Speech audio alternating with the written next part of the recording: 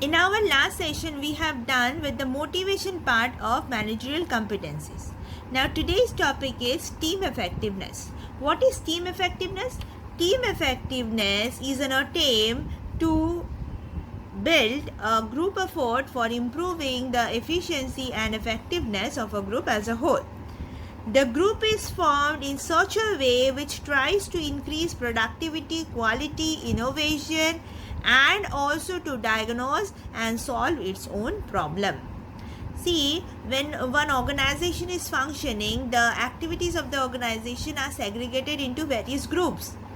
If the groups are effectively formed, if the groups are effectively working, then the target of every group can be achieved.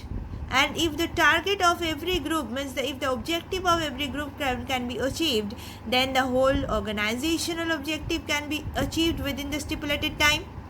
Okay, so this is the effect of a good team effectiveness. Okay, now next we will learn about essential of effective team building.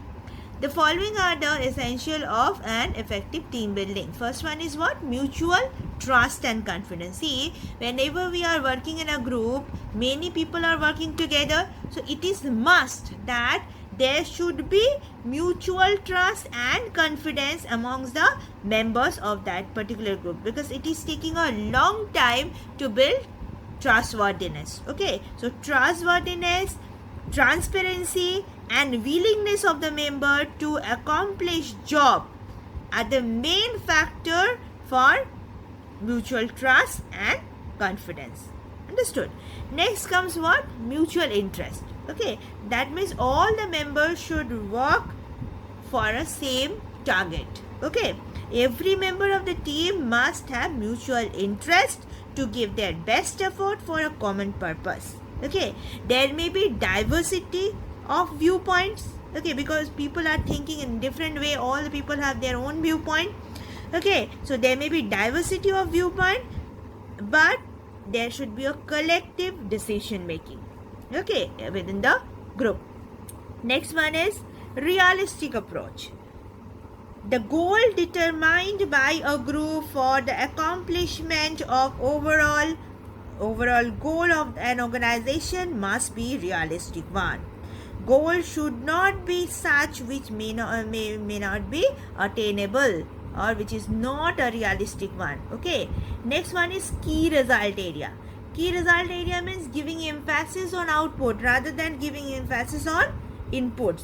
Okay, the team should give emphasis on key result area for attaining organizational objective. That means the team should be concentrating on the result areas, means the output parts. Okay, next is enthusiasm. Very important point, enthusiasm.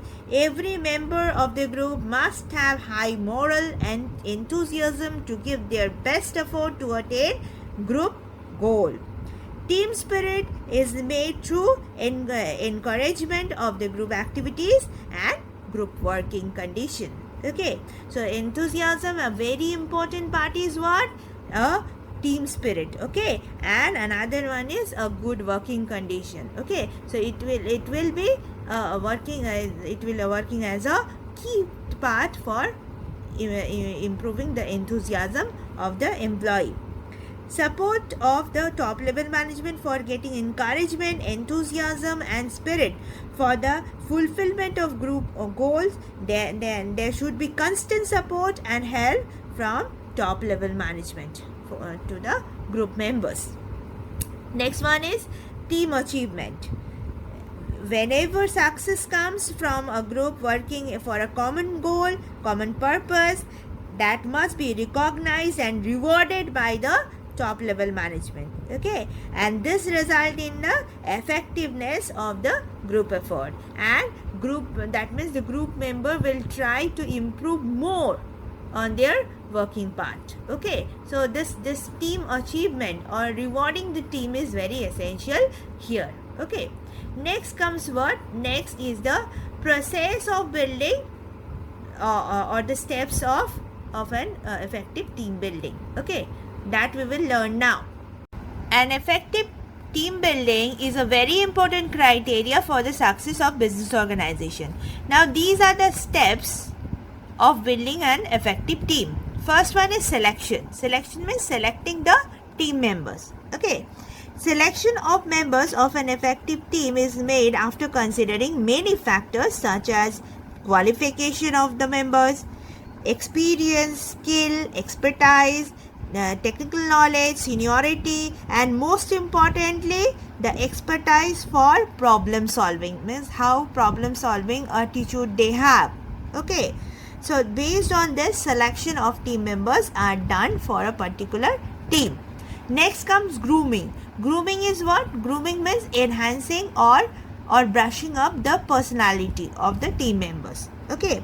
And at this stage, emphasis is given on business appreciation and grooming team members so as to make them business manager rather than functional manager. Okay. So here they have been given the grooming on multiple functional area. Okay, here training is actually given on multiple functional area rather than giving on grooming on a single functional area. Okay, so here this cross functional training is given to the team members. This is on and off around of 3 to 4 months period, for a period of 3 to 4 months. Once this grooming is over, next is training. After giving cross-functional training, the team members are given further training for a period of 1 month to acquire leadership skill. Okay, so this training is on leadership skill. Next one is communication skill. You know, when we are working in a group, communication is a very important part. Okay, so under the training program, different modules are given for learning effective communication and presentation skill. Okay, so this is the next training on communication skill. Next is encourage trust, cooperation among the team members. So this cooperative attitude and trustworthiness is a very important point of a team. Okay, so top level management should try to establish such an atmosphere so that there should be trust, confidence and cooperation among the team members. Okay, this encouragement should help to create a good relationship among the team members, which result for accomplishment of team goals. Okay, next one is facilitate communication. That means facilitating the communication part. Communication, as you know, that is a very important factor for successful teamwork.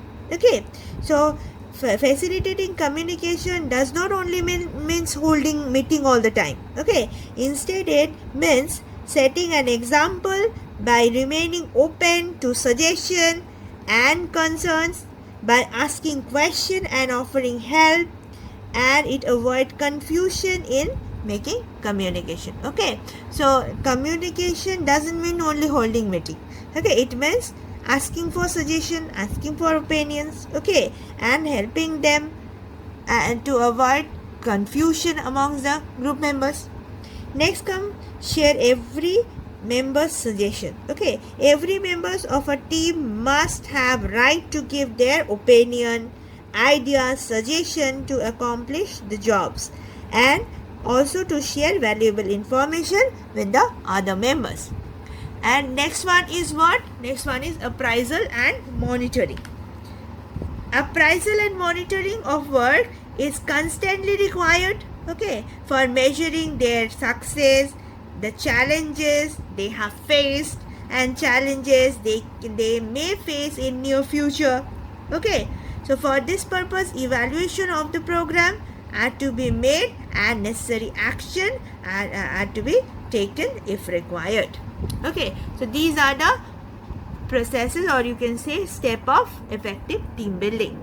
Next comes advantage of team building. Okay, these are the advantage. First one is it improve the skill of increasing efficiency and productivity.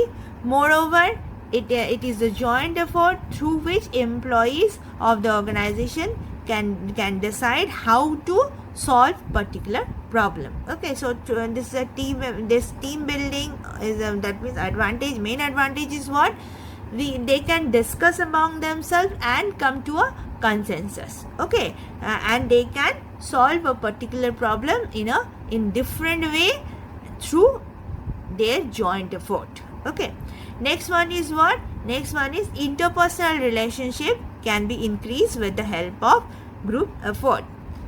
Third one is what? Team building increase team effectiveness and intergroup communication, which result in job satisfaction and high morale. Next one is what? Team building attempts to give opportunities of involvement of employee in the development of the organization. Definitely. Under team building, responsibility goes hand by hand. Definitely. And the members of the team may take decision to solve the problem, which ultimately help to attain organizational goal. Next one is what? Human resource are the best resources in today's competitive business scenario. Members of a team of an organization give their valuable ideas, suggestion, and create new ideas and innovation, which ensures organizational stability. Okay, so these are the advantages of team building. Now come to the disadvantage. The first disadvantage is what? The members of the team always remain busy with their working group. Okay, and they are busy with their working group only. Okay, and fail to consider the other variables of the organization, which is confusing amongst the other employees of the organization. Okay, so as they are busy with their group only, they are not concentrating on other factors. Okay, this may be confusing for the non-members. Okay, next one is what? Problems also arises when some new members join in the group. Okay, so here the frequency of new member may not match with the other members. Okay, see here what is written: because of efficiency and skill of that employee may not match with the other employees of the group. New member give more attention to job rather than to create relationship amongst the members. Okay, so these are the limitation of team building. Okay, so next comes conflict management. As we have done team effectiveness just now, we did how to build an effective team, what are the advantages, what are the disadvantages of effective team building. Okay, now this is what conflict management means. When we are working in a team, in a group, there are high chance of conflict. Conflict is what? Conflict is nothing but difference of opinion among the team members. Now, when you people are working in working with your friends, doing some group study or sitting in a group gossiping among yourself, at that point there may be conflict among yourself. Okay, so conflict mainly arises because of different mindset of people, because your perception, your way of thinking may not match with your friend's way of thinking. Okay, you have different opinion, different perception, because human perception always varies. Okay, so conflict generally arises when there is any such difference of opinion amongst the people. Okay, so here is conflict. When there is difference in opinion between two individual or between group of people or within a group of people, conflict arises. Okay, so when there is difference in opinion, conflict arises. Okay, now how to manage conflict? That is a very important part. Conflict management. Conflict management is the process of planning to avoid conflict. This is the first thing. If it is possible to avoid conflict, then the first tricks you can say to manage conflict is to avoid it. Okay, see, to avoid conflict where possible and organizing to resolve conflict where it doesn't happen as rapidly and smoothly as possible. Okay, so if it is possible to avoid conflict, so the first tricks is to avoid it. If it is not, then we have to give emphasis on resolving the conflict as rapidly, as smoothly as we can. Okay, so this is called as conflict management. Next, we will learn about sources of conflict and how conflict arises and the cause of conflict.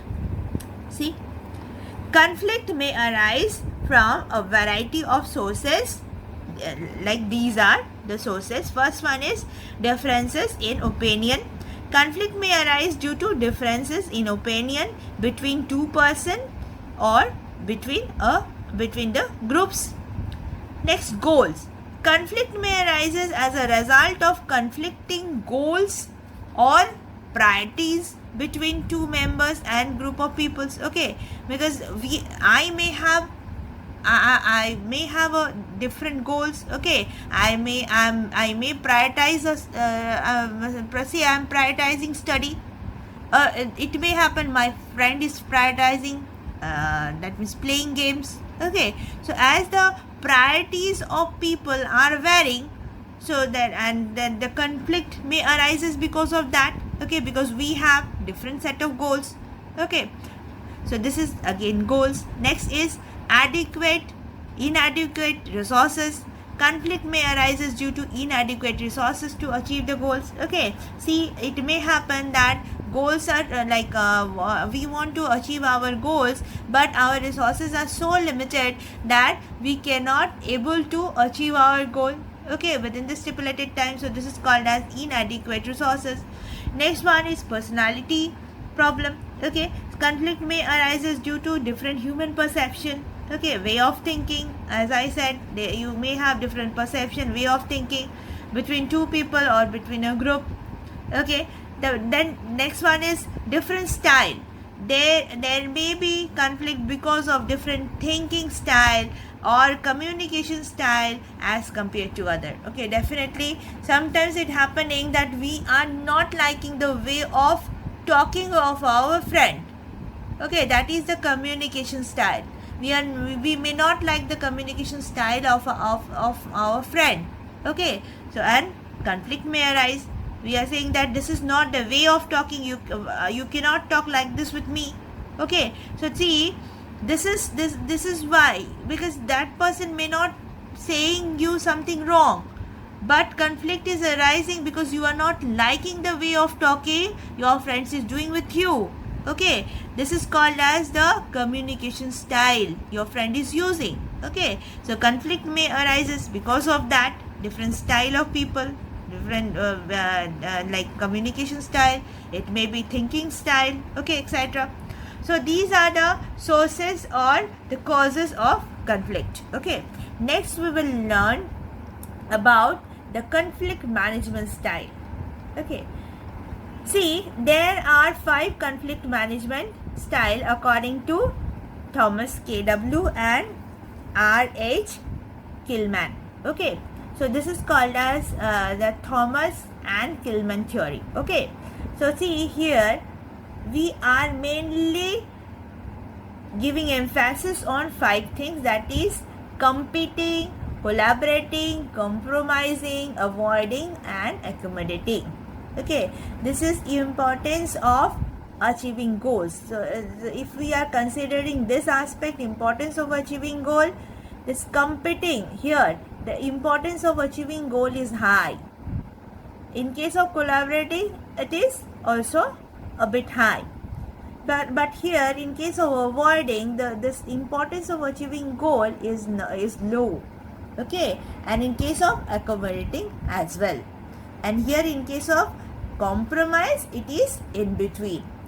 And if you consider this aspect, importance of relationship, so in case of importance of relationship, collaborating and accommodating, because we are adjusting for this 2 situation, we are adjusting. Okay, so when we are adjusting, importance of relationship is high because we are giving here the importance of relationship. Okay, we want to maintain a long term relationship. Okay, for that reason we are doing this accommodating and collaborating part. Okay, for conflict management. Okay, so here the importance of relationship is high, but in case of avoiding and competing, we are not giving emphasis on maintaining relationship for a longer period of time.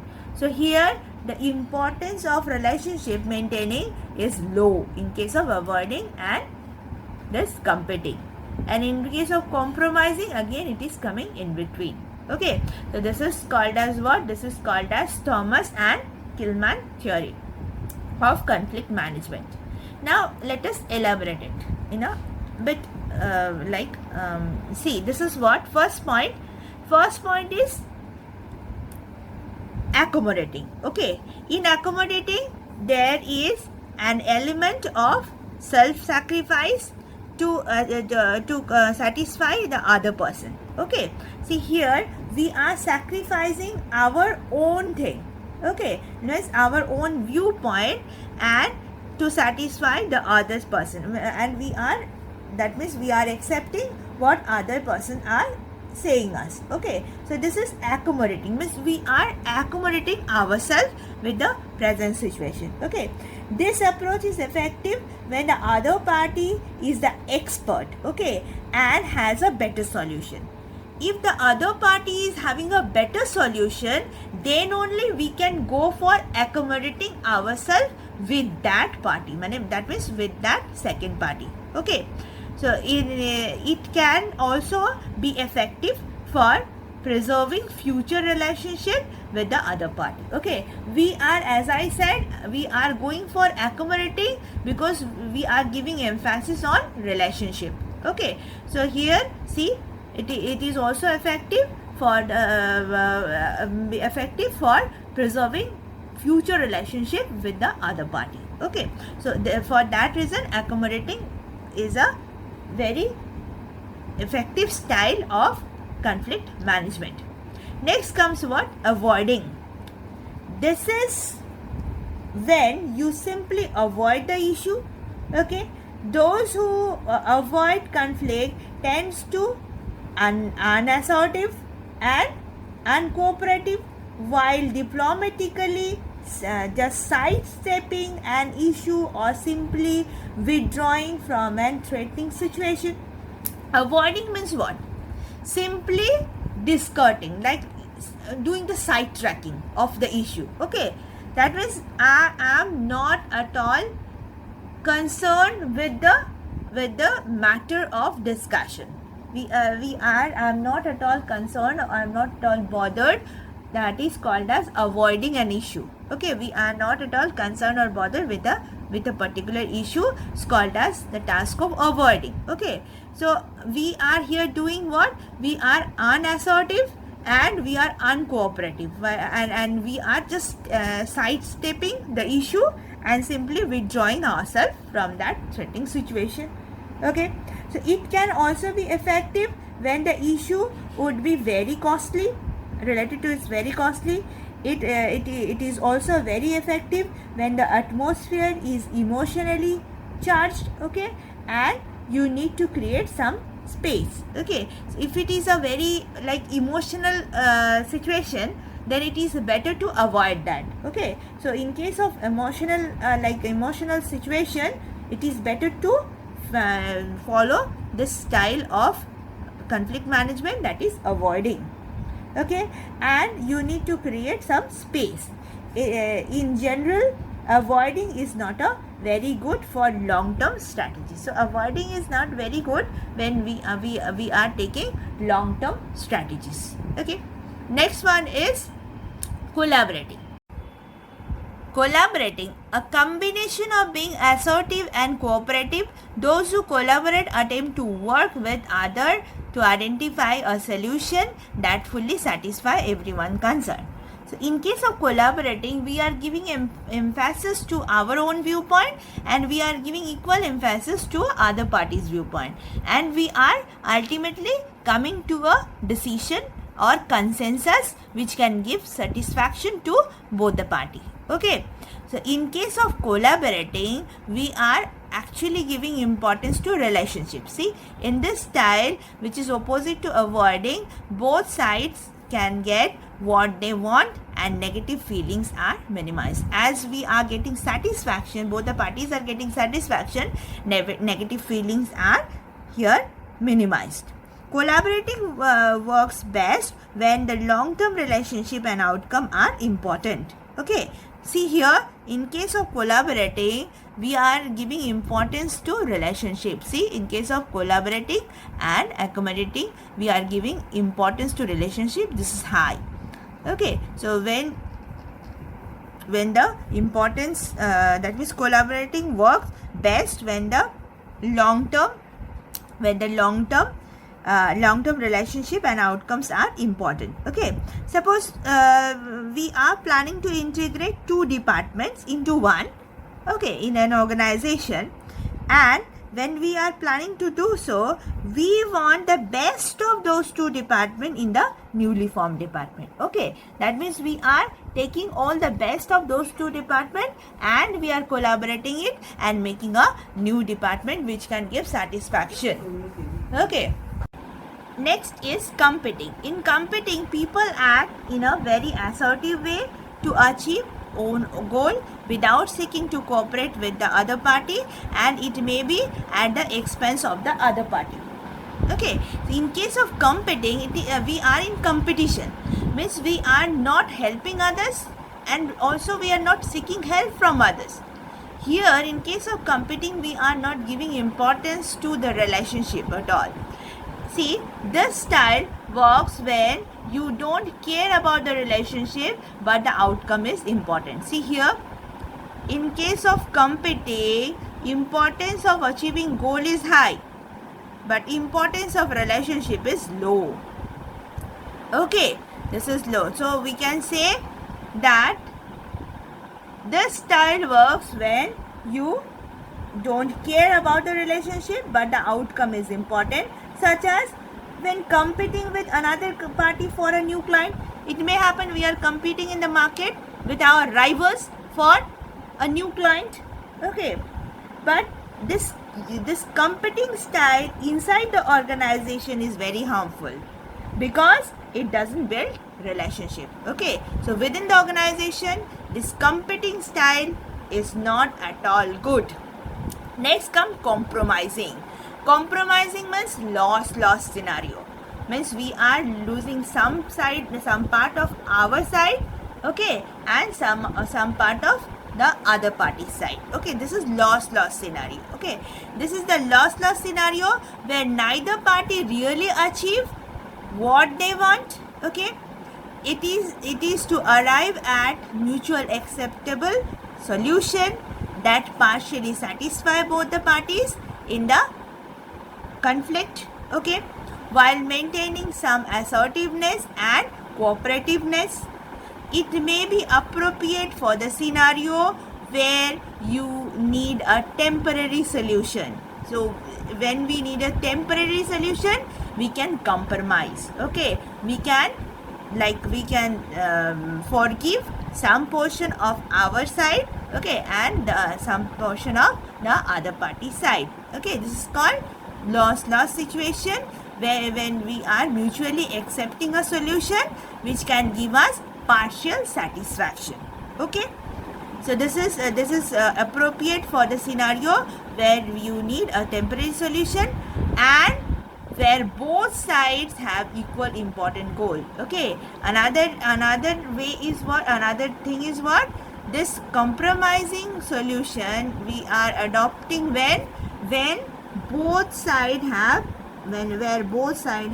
equal important goal. Okay, so these are the 5 conflict management style we learned right now. Okay, so this is very, very important. Thank you. Let us now learn about evolution of management thoughts.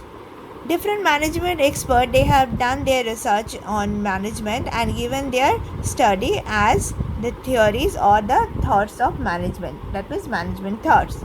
The evolution of management thoughts can be studied in the following broad stages. First one is the classical theory of management.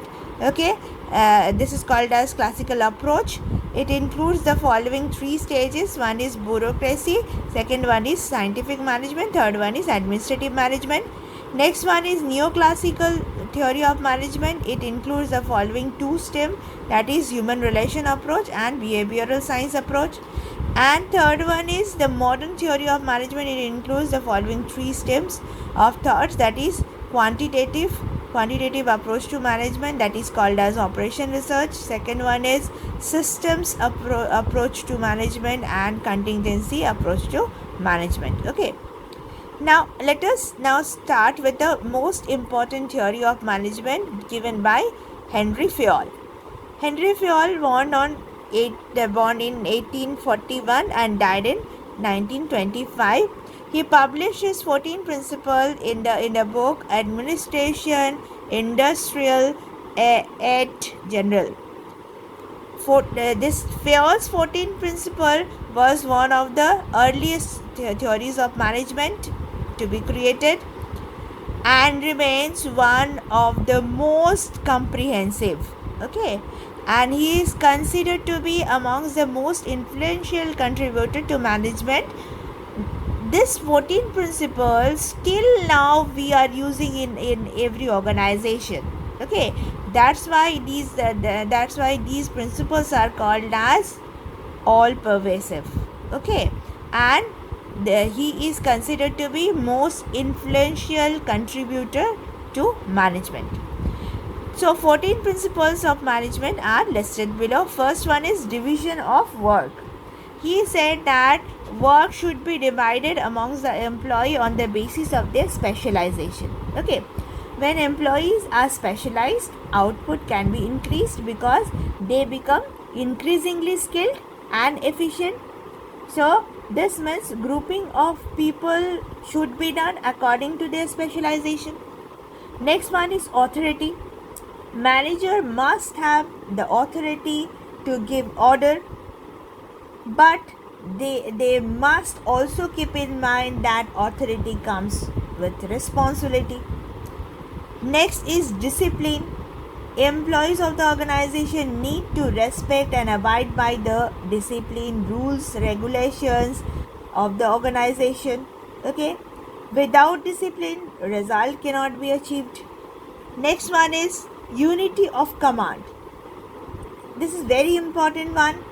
Employees should have only one direct supervisor. If there is more than one direct supervisor, there may be conflict. Okay, so in order to avoid this conflict, this unity of command is very important. That means there must be only one supervisor of any employee. Next one is unity of direction. Team with the same objective should be working under the direction of one manager. Okay, so one team with the same objective should be working under the direction of one manager using only one plan. That's why it is called as unity of direction. Means we are using only one plan. Okay, this will ensure that the action is properly coordinated. Okay, next one is what? Next one is subordination of individual interest to the general interest. The interest of one employee should not be allowed to become more important, okay, than those of a group. Okay, so here we are considering individual interest to be that means coordinated with the general interest. Okay, so individual interest should not be given much importance. Next one is remuneration. Employee satisfaction depends on fair remuneration of every employee. Okay, this includes financial and non-financial compensation both. Next one is centralization. The principle refers to how close employees are to the decision making process. Okay, it is important to aim for an appropriate balance. Okay, that means centralization means how close they are to the process of like supervision. Okay, so whether that means whether this is a centralized process or decentralized. If it is a centralized process, then there is a supervisor at the top and everyone should report to the top level supervisor. Okay, and every directives are given from the centralized person only. So this is centralization. Next one is scalar chain. Scalar chain means in organization we are finding that all designations are related like a chain. Okay. Now scalar chain principle, the employee should be aware of where they stand in the organizational hierarchy or in the chain of command. As I said, all the designation in an organization are like a chain. So each and every employee should know where they are standing in this whole chain of command. Next one is order. The workplace facility must be clean, tidy, and safe for the employee. Everything should have in its proper place. Means should be in proper order. Next one is what? Next one is equity. Managers should be fair to staff at all time, both maintaining discipline as well as acting with kindness. Okay, where it's appropriate. So this is equity. That means they should maintain a balance. Okay, between how they are behaving. Okay, they must be strict in case of discipline maintenance and must be kind enough if there is any such situation. Next one is stability of tenure of personnel. Managers should try to minimize employee turnover. Okay, personal planning should be given priority. Okay, next one is what? Next one is initiative. Initiative is what? Initiative. Employees should be given the necessary level of freedom to create and to carry on plans, and then only if they have been given freedom, then only they will take initiative to complete a particular task. Next one is esprit de corps. Okay, this means what? Organization should strive to promote team spirit and unity. This is a Latin word, this esprit de corps. Okay, so this means what? That means organization should strive to promote team spirit and unity. Okay, so these are the 14 principles of management. Still we are following this 14 principle in the in organization. Okay, next comes the criticism. See, this theory, no theory is like free from criticism, so there are the criticism with this theory as well. Okay, now first criticism is what? Management oriented theory. Okay, so this is called as a administrative theory. Okay, so that means completely management oriented theory. The administrative management theory is management oriented. It does not give much attention to the problem of workers, as it is management oriented, so the emphasis is not very much given to the problems of workers. Next is lack of importance to informal organization. This administrative management theory does not give any importance to informal organization or group. It gives importance only to the formal organization structure. Okay, this is the second that means criticism. Next, third one is what? Concept borrowed from military science. Okay, as per critics, it has been said that some of the concept of administrative management theory were borrowed from military science. Okay, they tried to apply this concept to social and business organization. Okay, for example, Henry Fayol gave importance to command rather than directing the workers. Okay, so commanding is again coming from the military science. Okay, it has been That means it has been emphasized on the societal part. Okay, next one is mechanical approach. The administrative management theory has a mechanical approach. It does not deal with some of the important aspect of management such as motivation, communication, and leadership, as leading. Okay, so that's why it is called as a mechanical approach too. So these are the criticism given by different critics on this Henry Fayol's theory, management theory. Next comes another important one, that is Frederick Taylor scientific management theory. Okay, Frederick Taylor, that F.W. Taylor is called as F.W. Taylor as well. Okay, he started the scientific management movement, and he and his associate were the first person to study the work process scientifically. In 1909, Taylor established the principles of scientific management. Okay, in this, he proposed that by optimizing and simplifying job, productivity would increase. He said that by optimizing and simplifying job, productivity would increase.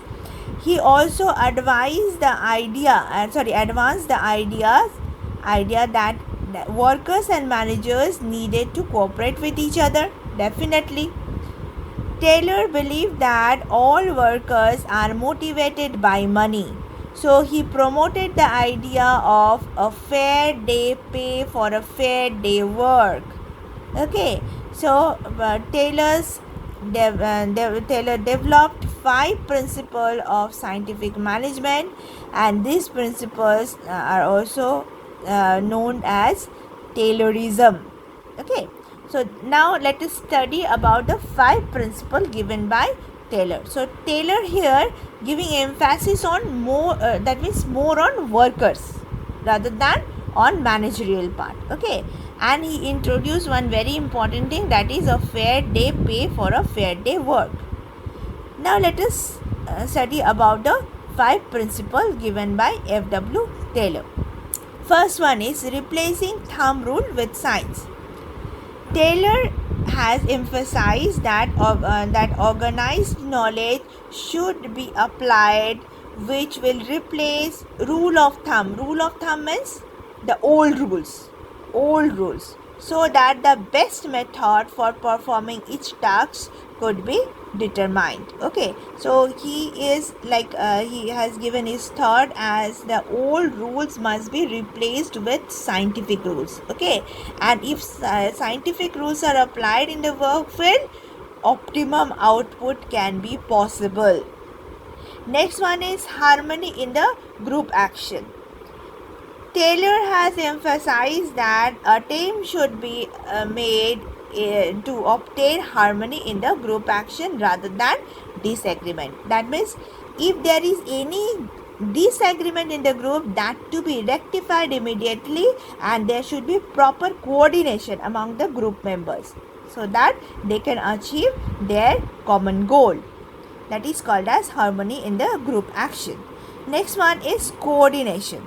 Coordination between management and worker can be developed through mutual understanding and a change in thinking.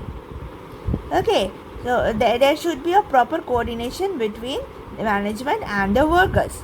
Rather than simply assigning worker to just any job, match worker to their job based on capability and motivation, and train them to work at maximum efficiency. Okay, so what he said, that rather than simply assigning workers their job, okay, he has given emphasis on increasing the capability. Okay, and how it is possible?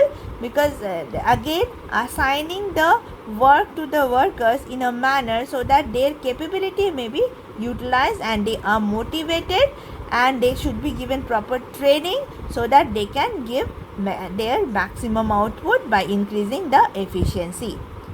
Next one is what? Maximum output. Okay, Taylor suggested a differential piece rate system involving the payment of higher wages to more efficient worker for maximizing output and ensuring that they are using the most efficient way of working. Okay, so this is a very important one. That means that Taylor has given emphasis on differential piece rate system. Okay, he has introduced differential piece rate system, means different pay for different workers. If the worker is more efficient, he will be given accordingly. That means he will get more money. If the worker is less efficient, he will get lesser money. Okay, so this is called as a differential piece rate system. Okay, so accordingly the output generation is possible and they will be paid accordingly. Next one is development of workers. In scientific management, all workers should be developed to the fullest extent possible for their own, because unless and until they develop themselves, they are not going to get the full amount of money. Okay, for the company's highest prosperity as well. Allocation of work between manager and worker, so that managers spend their time doing planning and training and allowing the worker to perform their task efficiently. Okay, so he said that the work should be segregated between the manager and worker. Okay, so that that means the manager can spend their time for doing planning, organizing, giving training, etc., and workers are allowed to perform their own task efficiently. Next one is Taylor's scientific management is criticized on the following ground. Let us now study. First point is exploitation of worker. Taylor had introduced differential piece rate system. Because of this system, Taylor put unnecessary pressure on the employees to perform the work faster. As per Taylor, employee will perform their work faster to earn more money. Importance was given to productivity and profitability. This results in exploitation of employee. They are being forced to work more faster. Therefore, many employees join trade union to forcefully avoid this system. This also results in mistrust between the management and the employee. Next is problem of unity of command. Okay, this Taylor used functional foremanship, that is, have to report several supervisors at a time, which is difficult because several instructions are given by several supervisors and a single person cannot follow all the instruction at a time. So lack of unity of command can create confusion and chaos in the organization. Next one is mechanical approach. He gave too much importance to efficiency. He did not consider the human element. Okay, Taylor considered worker as robot, which could speed up the work at any cost to earn money, which is not actually true. Next one is problem of separation of planning from doing. Taylor said to separate planning from doing. In reality, we cannot separate planning from doing. The planner should also be engaged in doing the actual field work. Then only they will be able to make a realistic plan for the organization. Otherwise, not. Next point is individualistic approach. Taylor's scientific management gives too much importance to individual performance and not to the group performance. However, the success of an organization mostly depend on group performance of the worker rather than individual performance. Next point is very important, that is wrong assumption. Taylor assumed that workers are motivated only by financial gain, but this is not true. However, in reality, workers are motivated not only by financial incentive but also by social need and personal egos. Okay, that means they should be considered as human being and to be treated accordingly. Next one is narrow application. Taylor Scientific Management has narrow application. It can be applied only for factories where the performance can be measured quantitatively. It cannot be used in the service sector because in this sector the performance of a person cannot be measured quantitatively. Okay, so these are the criticism of Taylor's scientific management theory. That's all for today. Thank you.